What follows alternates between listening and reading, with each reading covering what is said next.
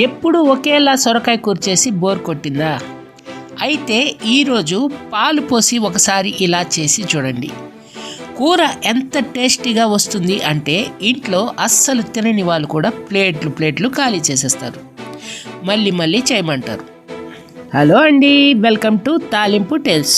ఈరోజు మనం కేవలం 15 నిమిషాల్లో ఎంతో కమ్మగా అయిపోయే పాలు పోసిన సొరకాయ కూర ఎలా చేయాలో చూసేద్దాం. మొదట స్టవ్ వెలిగించి ఓ కుక్కర్ పెట్టుకోవాలి. తర్వాత 2 నుండి 3 స్పూన్లు ఆయిల్ యాడ్ చేసుకొని, 1/2 స్పూన్ జీలకర్ర, 2 ఏలక్కాయలు, ఇంచు దాల్చిన చెక్క, 3 లవంగాలు యాడ్ చేసుకొని, తర్వాత 5 వెల్లుల్లి సన్నటి తరుగు, 3 చీల్చిన పచ్చిమిరపకాయలు యాడ్ చేసుకొని ఓ 1/2 నిమిషం పాటు వేయించుకోవాలి. తర్వాత ఒక మీడియం సైజ్ ఆనియన్ తరుగు యాడ్ చేసుకొని 2 నుండి 3 నిమిషాల పాటు పచ్చి వాసన పోయే వరకు వేయించుకోవాలి.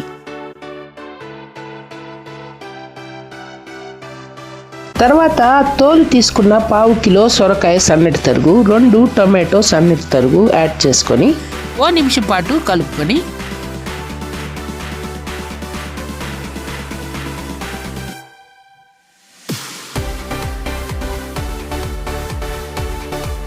మూత పెట్టేసి ఓ 2 నిమిషాల పాటు మగ్గనివ్వాలి.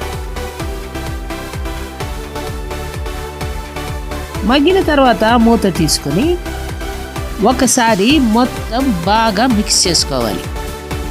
తర్వాత 1/2 స్పూన్ పసుపు, తగినంత ఉప్పు, 1 స్పూన్ కారం, 1/2 స్పూన్ ధనియాల పొడి యాడ్ చేసుకొని ఒకసారి మొత్తం బాగా మిక్స్ చేసుకొని ఒక చిన్న టీ గ్లాస్తో వాటర్ యాడ్ చేసుకొని మూత పెట్టేసి 3 విజిల్స్ ఉడికించాలి.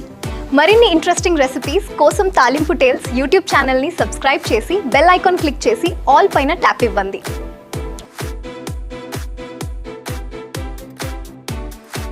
3 విజిల్స్ ఉడికిన తర్వాత కుక్కర్ మూత తీసుకుని స్టవ్ ఆన్ చేసుకుని 1 కప్పు కాచి చల్లార్చిన పాలు యాడ్ చేసుకొని మరో 1/2 కప్పు నీళ్లు యాడ్ చేసుకొని 2 నుంచి 3 నిమిషాల పాటు హై ఫ్లేమ్లో కలుపుతూ ఉడికించాలి.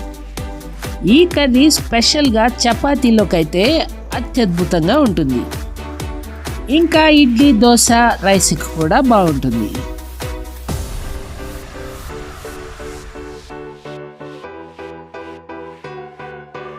రెండు నుండి 3 నిమిషాలు ఉడికిన తర్వాత గుప్పెడంతా కొత్తిమీర తరుగు యాడ్ చేసుకొని 1 ఉడుకు ఉడికించి తర్వాత స్టవ్ ఆఫ్ చేసి సొరకాయ కూరని ఎంజాయ్ చేయండి.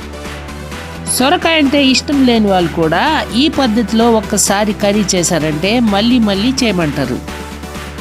తప్పకుండా ఒక్కసారి ట్రై చేసి చూడండి. మా వీడియో కనుక మీకు నచ్చితే ఒక్క లైక్ ఇచ్చి మీ ఫ్రెండ్స్కి షేర్ చేయండి. Don't forget subscribe to Talimpu Tales YouTube channel.